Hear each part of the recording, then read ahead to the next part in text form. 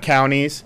The precise path of the storm is still somewhat uncertain, and that's the reason for all 67. But the intensity of the storm, I think there's a pretty high degree of certainty that this is going to be a major hurricane, Category 4, potentially even Category 4 plus. Yesterday, we submitted a request to the federal government for pre-landfall declaration for assistance for protective measures.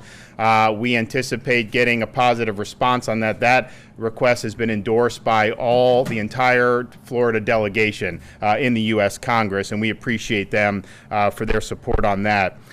Floridians need to be prepared. The bad news of the storm going slower is that could potentially have some negative impacts once it reaches landfall, but you do have time before it reaches to prepare if you have not done so. And so we urge all Floridians to have 7 days worth of food, medicine, and water. This is potentially a multi-day event where it will churn slowly across the state. That obviously creates a whole host of issues, but if you're in an area that has an impact from this storm, you should assume you're going to lose power. If you're in an area that flooded during Hurricane Irma and you're impacted by this, you should assume that you're going to see flooding again after this storm. So be prepared, and be prepared for potentially a multi-day event. Now, local officials are making determinations, I think, today about evacuations, whether to issue evacuations and how you're going to do those evacuations. We are just asking Floridians, please heed those directives from your local folks. They're considering a variety of factors and obviously monitoring the storm's path. And so those decisions are not made lightly. But if you're in an evacuation zone and you're ordered to evacuate, please do so. Put your safety first. Better to evacuate and then it not end up hitting you than to remain in there and end up being in jeopardy of loss of life. Know if you're in an evacuation zone, know which zone you're in, and know your evacuation route. Now, in terms of our highways here, the Florida Department of Transportation has already cleared the shoulders of all our major highways like I-95 and I-75. And so they've been swept, cleared. We will open those shoulders for traffic once evacuation orders are handed down. As of right now, the DOT has not identified any abnormal traffic patterns, but obviously we know that once counties make determinations for evacuation orders, you're going to see people start to get on the road. Non-essential lane closures that reduce capacity throughout the state are being opened to deal with the storm. Fuel is an issue. There's gas stations that have run out of fuel. We in the emergency declaration waive service and truck rates for fuel trucks so that we can increase the capacity of fuel that's being brought in. We're also going to be starting today implementing Florida Highway Patrol escorts for fuel trucks so we can facilitate refueling in critical parts of the state. I mean, there's some parts of the state where you have major lines for gas, cars are lined up. It makes it more difficult for the trucks to get in and replenish the gas supply. So we think those escorts will help with that. We have a lot of fuel in Florida. It's just we have limited capacity to bring it from the port to the gas stations because you can only have so many trucks at one time doing that. And so recognizing that, we've worked with FEMA to get fuel from out of state. So FEMA and Jared have worked with Mississippi, Alabama, and Georgia to waive their service and truck weights so we can facilitate fuel coming in from out of state. And so that is happening as we speak. In terms of these nursing homes, obviously that's been an issue in the past. The Agency for Healthcare Administration is making site visits or calls to all facilities where the state does not have updated info about generators. As you know, we now have a website through the Agency of Healthcare Administration where you can go in each county and see who's got the generators, who doesn't. And so we think it's statewide, about 120 that we don't have the information for. So there's going to be site checks, there's going to be phone calls to make sure that they have a plan to deal with folks that are in their care. And then once the storm passes, there'll be spot checks done in conjunction with the Department of Health to see where there may be needs after the storm and see who has lost power. The website for the ACA generator is just fl-generator.com. And so we've been putting that out to the local folks in our counties and the emergency offices there so that they have a sense of where they may need to offer assistance. And we encourage everyone to take a look at that. Today, at my direction, Volunteer Florida activated the Florida Disaster Fund, the official private fund established to assist Florida's communities as they respond to and recover during times of emergency or disaster. And to donate, please visit www.volunteerflorida.org or text disaster to 20222 to make a $10 contribution, and we appreciate that. The Florida Fish and Wildlife Conservation Commission is preparing officers and resources for potential deployments in the coming days using a variety of specialized equipment, including shallow draft boats, ATVs, airboats, and four-wheel drive vehicles. Jared has also requested vehicles from the federal government that are able to navigate potentially flooded streets, and obviously General Eifert is sensitive to that as well. I mean, you're looking at potentially significant water event, throughout major portions of the state, and so we want resources to be able to navigate that. There have been a number of school closures: Daytona State College, Eastern Florida State College, Indian River State College, Valencia College, Seminole State College, University of Central Florida, Florida Atlantic, Florida Polytechnic, Florida International, and the University of Central Florida have issued closures starting today through Tuesday. The school districts in Martin County and Volusia County have also announced closures for Tuesday, September 3rd. As you know, Monday is Labor Day, so the schools were scheduled to be closed anyways. Our Florida Department of Economic Opportunity is extending the deadline for local governments to submit applications for the $85 million Rebuild Florida Infrastructure Repair Program. And Visit Florida has activated the Expedia Visit Florida hotel accommodation web portal so that if there's evacuation orders, you can get a sense of what would be available in terms of accommodations. We have close to 1 million gallons of water. Jared has requested, I think, another 2 million for FEMA. We have almost 2 million meals ready for distribution. Now, we have not necessarily received requests for that yet, but we stand ready to distribute the meals when we can. And the state, and then we're also working with some of the retailers like Publix and Walmart, to make sure that their stocks are reshelved. We do not want them giving the state the water. We want that water going back on the shelves because a lot of people are preparing, which is good, but obviously the flip side of that is the water's going off the shelf and requires restocking in a quicker fashion. If you want up-to-date information on Hurricane Dorian, please visit floridadisaster.org/info for local media updates and updates as we do. You can do my Twitter account. You can also do the State Emergency Response Twitter account, which is at FLSERT. And the state is also activating a toll-free hotline for Floridians to receive information, and that number is 1-800-342-3557. So this is a major event.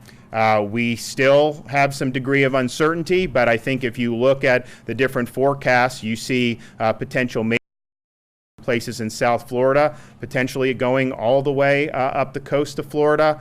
Some forecasts have it going through the center of the state, similar to kind of what Irma did in terms of going up the middle. And you still have some forecasts that say it's going to go across the state and end up in the Gulf of Mexico. So we just got to be prepared for all those circumstances. I think the probabilities of all those are not necessarily equal, but it's much better to be prepared and then not have to face it than to go into one of these things unprepared. And finally, I did speak with the president on Wednesday night, and the administration has been great, and they've assured us they're going to provide all the resources we need. The president was scheduled to leave the country and has canceled that trip because I think the administration recognizes that this is a really, really serious event. And with that, we're happy to take some questions for myself or Jared or the general. Governor, what's the status of the National Guard? General Eifert, they're mobilizing. We are mobilizing as we speak. We expect about 2,000 soldiers and airmen from the Florida National Guard mobilized by the end of the day today. By the end of the day tomorrow, it'll probably be doubled by about 4,000.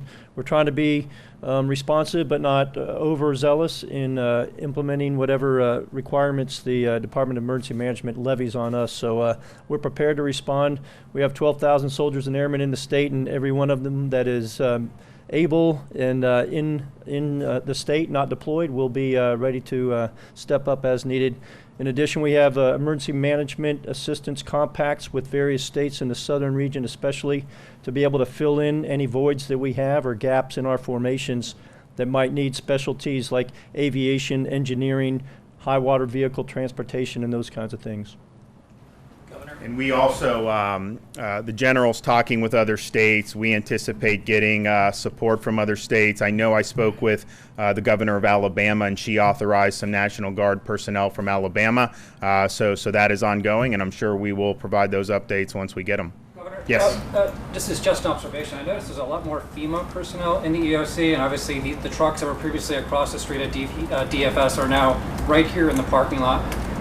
Is this a change on your part with the with the new administration, or is this just happenstance, or is it a new approach? I guess. I think this is just what we planned, right? Yeah. No, I mean, I'm not exactly familiar in terms of how FEMA did in terms of where they were before I was here, but when we did the hurricane exercise, I mean, this is how we've anticipated it happening. And Jared has developed a really good relationship with folks in FEMA, and they really appreciate all the hard work he's doing. So I think we're on the same page, and I think we'll be able to work constructively together. Governor, this is your first major hurricane as governor, and I'm wondering if there was much of a learning curve for you going into this, and do you see like your political future sort of tied to how the state performs during this? I don't view it politically at all. We're trying to protect the state, protect people, and assist these local folks who are out there. They're all activated now as best we could. I grew up in Florida, so I'm not a stranger to hurricanes, and of course we've had a number of active hurricane seasons recently. As a U.S. Congressman, we had Hurricane Matthew, where my district was the district that was most affected. Now granted, that could have been worse than the path it ultimately took, and then obviously Hurricane Irma, that affected almost everybody in the state. And so, I have a lot of experience just understanding kind of how some of the wheels go in motion. And then we've done an awful lot with Hurricane Michael since I've taken office. And so this is something that we didn't want to see hurricane this season. I know Jared and I both did what we thought we could in different respects to try to head that off. But we also prepared for one, and did a major hurricane exercise. I would ask Jared, hey, what's it look like in the Caribbean? What's this? Because we knew that this is something that could potentially happen. So at the end of the day, we're going to be working really, really hard to do our best to help the folks in the state of Florida. What can you tell us about cell phone coverage and how long people should expect to go out? That was a big problem, at least for some providers, after Hurricane Michael, and that's what everyone's on and going to want to know about how their home. Sure. Well, obviously, I think in Michael, it's a major problem, and it really hindered, I think, the ability for folks to be able to take protective measures after the storm. But we've spoken with companies like Verizon.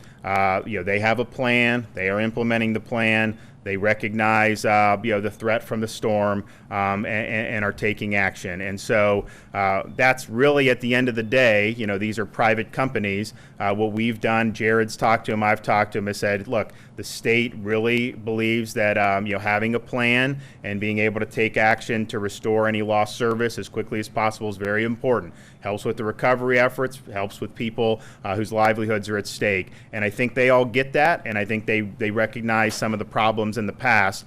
And I would say the same with the utilities. I've met with a number of the heads of the utilities, companies like Florida Power and Light, and they are executing their plans. And you're seeing a lot of assets being brought to bear in Florida right now. Not necessarily for sure where those are going to need to ultimately be deployed, but there's going to be a capacity to do that. And restoring the power once it goes out to as many people as quickly as possible, that helps Jared, me, it helps General, it helps with the recovery effort and the response. And so we're sensitive to that. And I can say that the utilities have plans. They are executing those plans. Resources are being brought to bear. And I think that's a responsible thing to do. Governor, Facebook has started a new tool for first responders to alert communities in case of emergency. Do you have any idea if the state government or any of the local governments might be using this new tool? I'll let Jared weigh in on that. Governor, thank you. I don't know specifically about the Facebook new tool, but I know we're constantly using social media, all different aspects of social media, all different ways of communication. But I can get back to you specifically on the Facebook issue. The gas is an issue every time we have a hurricane. And a consultant's report earlier this year recommended increasing the capacity at the terminals loading in the trucks. I mean, do you think that or other issues will seriously have to be addressed after this storm? Well, let's just see. I mean, Jared and I have talked earlier this year about, do we want a state fuel reserve and we've kicked around different ideas. But at the end of the day, we're utilizing the capacity we have here, and then we're going outside the state to increase the capacity now. And I think part of the reason why you've seen, Fort Myers is, I think they're at like 47% of the gas stations there. Basically the same as Miami. In Miami, man, there were lines everywhere there. I think part of that is because I think people are taking steps to be prepared, which is not necessarily a bad thing. So we're doing all we can on the fuel. I understand it's something that's very sensitive to me because I remember running around with these hurricanes throughout my life, and that's something that people really want to see there. So the FHP is going to be escorting some of that fuel very shortly, and we hope that makes a positive impact. People in tiny homes and tents in North Florida, I know that shows that they can get out into the Gulf. Should they just evacuate? What should those people do? So that's going to be a determination with the local officials that they make as they monitor the storm. Obviously, a storm that cuts across the state, ends up in the Gulf of Mexico, then slams the Panhandle is a bad thing for us because of what you cite. I mean, you have blue tarps on a lot of these houses still in places like Bay County. And so having a major impact less than a year after Michael is something that we hope does not happen. It's still too soon to tell whether that's happening. And as I say, not every path of this storm has the same probability, but you got to be prepared for that. And I think those communities are going to have to make those decisions. Obviously, Jared, myself, when if we become convinced that there's a real threat there, we're certainly going to communicate that in there. But I think it's too soon to tell. But clearly that's that's a concern for us. And I think that's been a concern for us from the beginning. And there are also other parts. I mean, if you look at we were when our briefing today, Jared was outlining some of the areas in South Florida where you have more transient communities in different parts. And that is something that is a concern for us. And so you see that in places like Palm Beach County, in some of the interior parts. So fortunately, I think Palm Beach does a good job. But that is a concern when you have some of these storms hit like this. Do you feel that the state is dropping? Could you speak to the decision to move the FSU game rather than cancel it all outright? Well, I think at the end of the day, Jacksonville wrestled with whether they wanted to play the game there. Moving it to Friday, they may have issued an evacuation order 3 hours before the game. So if you have a game in Jacksonville, how does that impact the evacuation of parts of Jacksonville or Duval County or other parts of the state? So I think that the mayor and the university officials, I think they made a good decision to do it. I think doing it Saturday, we're not anticipating impacts on this thing until sometime Sunday. So I think having it in Tallahassee, you can do the game, and I think people would still have the ability to get where they need to go. obviously this is an uncertain track, but I think the probabilities are that Jacksonville 95 area is going to be more likely to see a lot of people leaving than maybe over here and I-10. And so I think it was a good decision, and I think it'll make it easier for folks in Jacksonville to be able to manage whatever types of evacuations need to occur. Are you looking to avoid the kind of big mass evacuation that occurred during Irma? Do you think that was a bad idea that just sort of told the state to get out of town? Well, it's the type of thing where we want you, if you're in an evacuation zone, if you have an order come down, so if you're in Brevard County and they say evacuate the barrier islands, they're not going to do that lightly. I mean, they're doing that because they're anticipating really significant storm surge that can be life-threatening. They're anticipating massive amounts of flooding. And so we want you to heed those calls. But I think there's also the case of sometimes, if you evacuate too soon, you may evacuate into a path of the storm as it changes. And so these things are just, I think the counties are wrestling with this. The fact that the impacts are not going to happen as early as I think we initially anticipated means they're taking the time to kind of digest what that would mean, and then making those decisions. And so you will see evacuations. I'm confident of that. But to just willy-nilly tell every state, we're not going to be telling every county, tell everybody to leave, because that may create some problems as well. So, but I think it's really going to be determinative on some of the local issues and local factors. And it's interesting, if you look down the east coast of Florida, some of those barrier islands are much more vulnerable than other parts of the East Florida coast. I mean, that's just the reality of the situation. And so, you may have a quicker trigger on areas that really are potentially problematic. What we want to do at the state level is obviously assist the efforts. If there are evacuations, we're going to waive the tolls. We're going to open up the shoulders. We're going to do things to make that a more orderly process. And if we feel strongly that a local community is not acting in a way that makes sense, we will certainly let them know what we think. But at the same time, I really trust a lot of those local folks to really know, what's best for their communities, because this is not like this is their first rodeo at this point. I mean, we've had multiple seasons of this. I mean, a lot of people on the East Coast were concerned with Matthew.